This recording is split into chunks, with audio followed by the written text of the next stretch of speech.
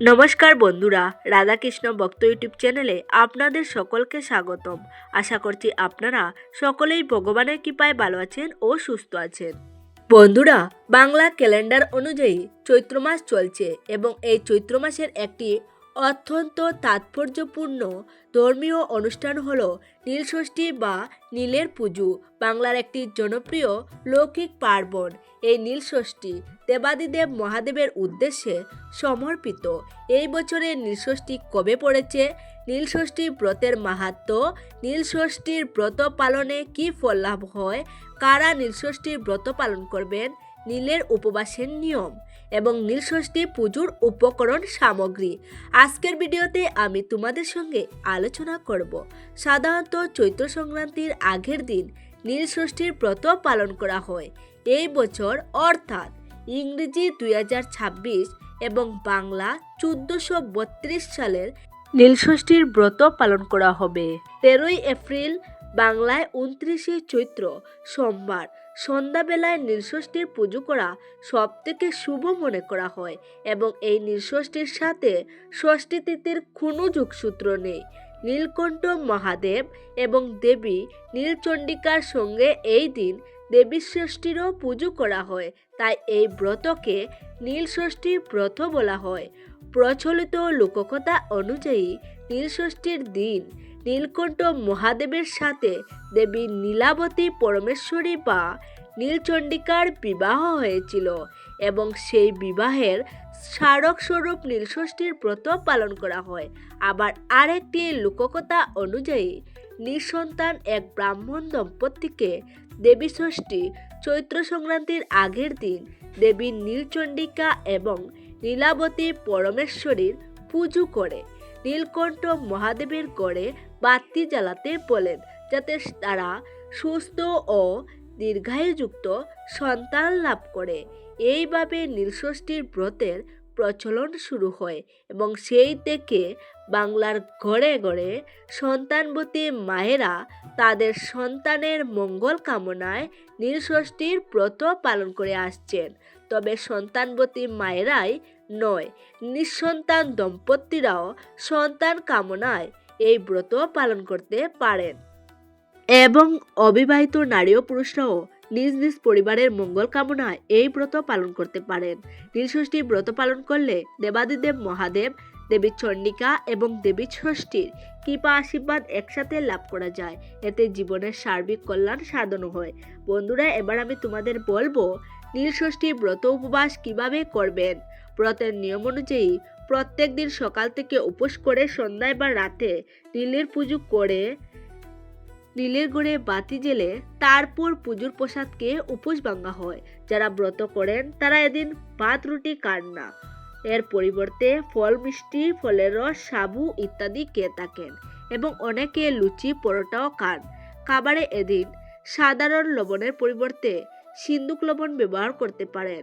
বাড়িতে নীলষষ্ঠীর পুজো করতে গেলে যে উপকরণ সামগ্রীগুলি আমাদের লাগবে, এবার আমি তোমাদের সঙ্গে সেটি নিয়ে আলোচনা করব। প্রথমে যেটা অবশ্যই আমাদের লাগবে তা হলো শিবলিঙ্গ।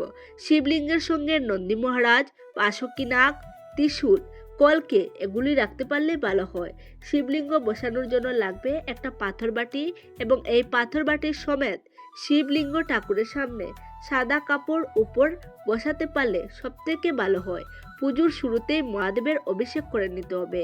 মহাদেবের অভিষেকের জন্য প্রথমেই আমাদের লাগবে একটা অভিষেক পাত্র, কান্না উঁচু একটা পিতলের থালা তোমরা অভিষেক পাত্র হিসেবে ব্যবহার করতে পারো অথবা মাটির থালাও ব্যবহার করতে পারো।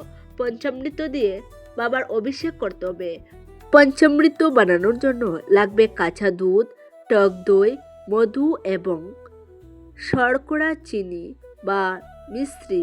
এছাড়াও আমাদের লাগবে পরিষ্কার জল, গঙ্গা জল লাগবে এবং নীলষষ্ঠীর পুজোতে ডাবের জল দিয়েও মহাদেবের অভিষেক করা হয়। অভিষেক হয়ে যাওয়ার পর যখন আমরা দেবাদিদেব মহাদেবের পুজো শুরু করব, তখন প্রথমে যে জিনিসটা আমাদের লাগবে তা হলো একটা পৈতে। শিবরাত্রির দিন যদি তোমরা শিব ঠাকুরকে নতুন পৈতা নিবেদন করে থাকো, তাহলে সেই পৈতটা তোমরা আবার করে নীলষষ্ঠীর দিন বাবাকে নিবেদন করে দিতে পারো। আর যদি তোমরা মন্দিরে পুজো দাও সেক্ষেত্রে নতুন পৈতা নিবেদন করতে হবে। পৈতে তোমরা দর্শকর্মার দোকানেই পেয়ে যাবে।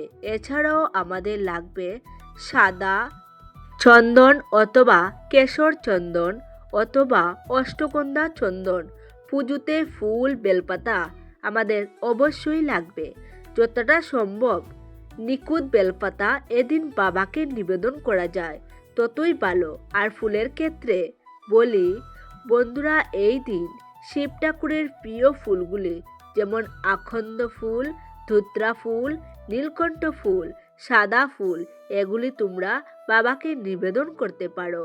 এছাড়া আকন্দ ফুলের মালা, নীলকণ্ঠ ফুলের মালা বাবাকে নিবেদন করতে হবে।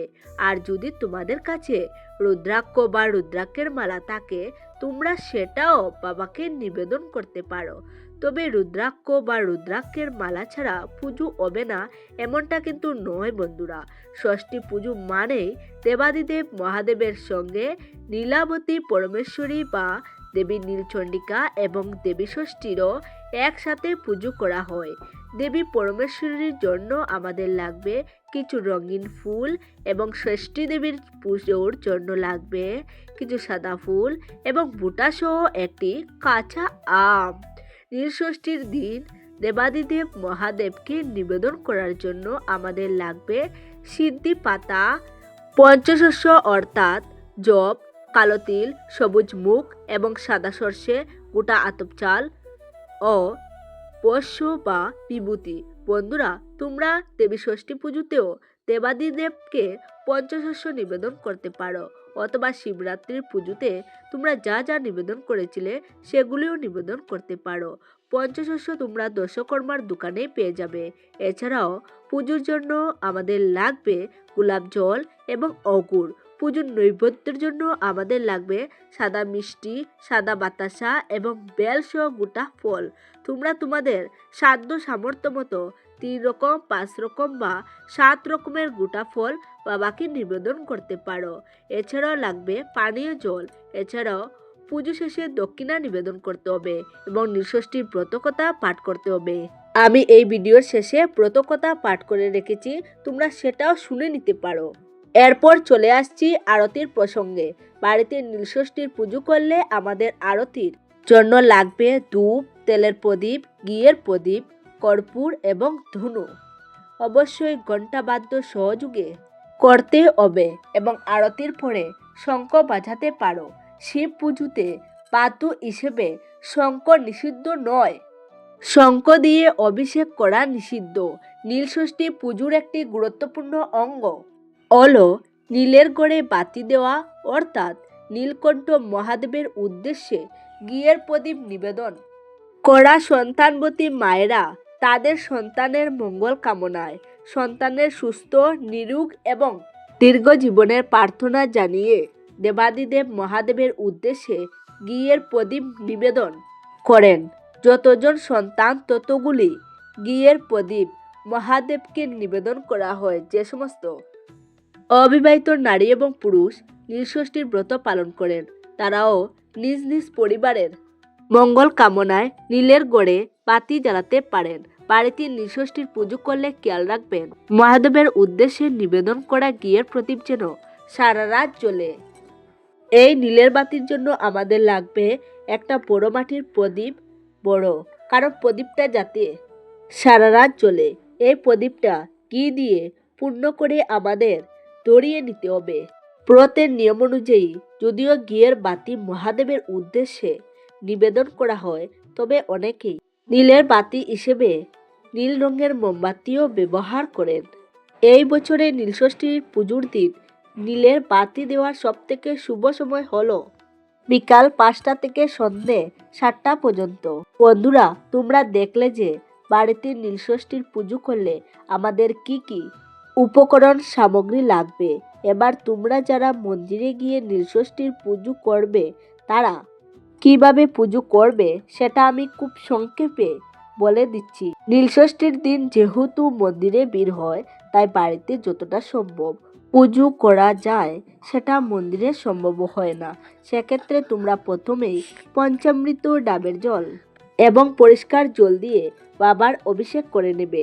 তারপরে ফুল, বেলপাতা, ফুলের মালা, ধুতরা ফুল ইত্যাদি ছাড়া অন্য যে বিশেষ বস্তুগুলি তোমরা শিবলিঙ্গে নিবেদন করতে চাও সেগুলি গঙ্গা জলের সাথে মিশিয়ে নিয়ে গঙ্গা জলটা বাবার মাথায় ঢেলে দেবে।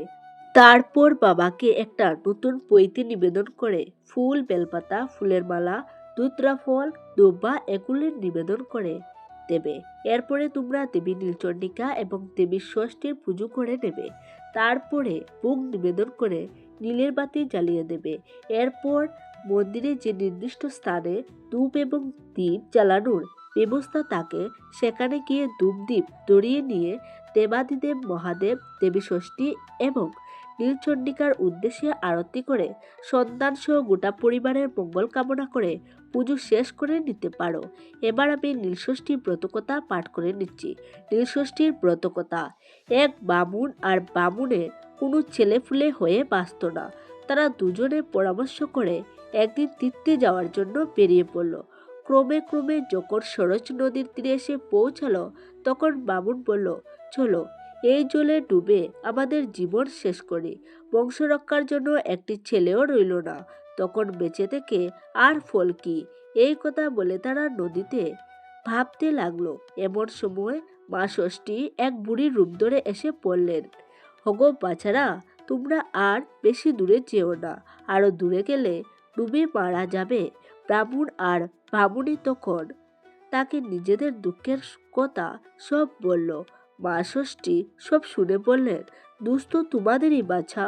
সদ্যজাত শিশুর কান্না শুনে অহংকারে মত্ত হয়ে তোমরা সবসময় আমায় বলতে, বাবা আমাদের আপদ গেলে বাঁচি, এখন বলছো কি যে হা হা ষষ্ঠীর দাস বেঁচে থাক। সেই পাপের তোমাদের এই দুর্দশা। বামুনি তখন বুড়ির পায়ে দৌড়ে বলল, কে তুমি বলো মা?